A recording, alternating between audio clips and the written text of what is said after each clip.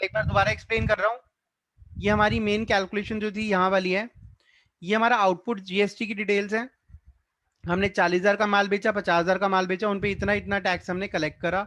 Total 6600 हमने CGST collect करा, 6600 हमने एसजीएसटी कलेक्ट करा। अब जब हमने गुड्स खरीदे थे तो 10,000, 20,000, 30,000 पे हमने इतना इतना टैक्स पे करा था।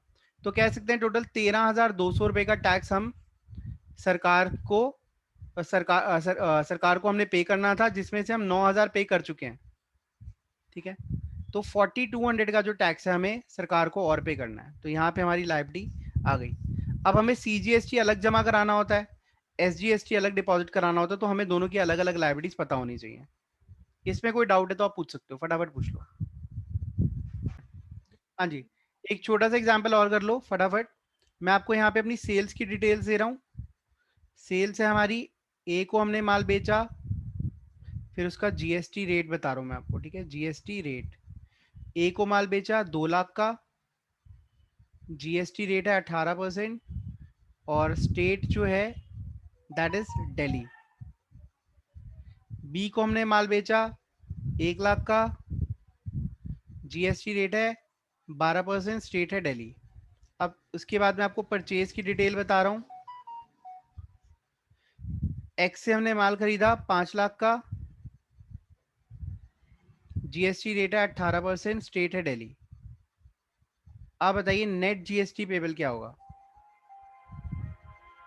नेट जीएसटी लायबिलिटी जो है आपको बतानी है, फटाफट बताइए। 2 लाख की सेल पर हमारा 18,000 सीजीएसटी एसजीएसटी हो गया।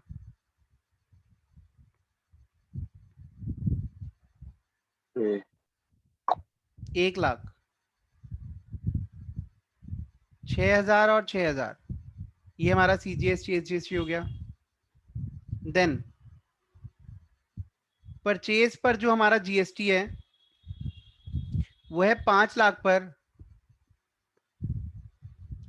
कितना है? 45,000। तो मुझे तो दिख ही नहीं रहा कि टैक्स पे करने का कुछ हिसाब है भी। यहाँ तो टैक्स हमारा ऑलरेडी ज्यादा गया हुआ है।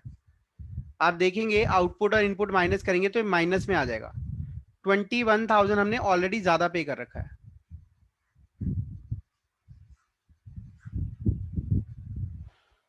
ठीक है जी, कोई डाउट है तो पूछ लो। 42,000 का हमारे पास इनपुट ज्यादा है तो हमें टैक्सेस पे नहीं करने हैं।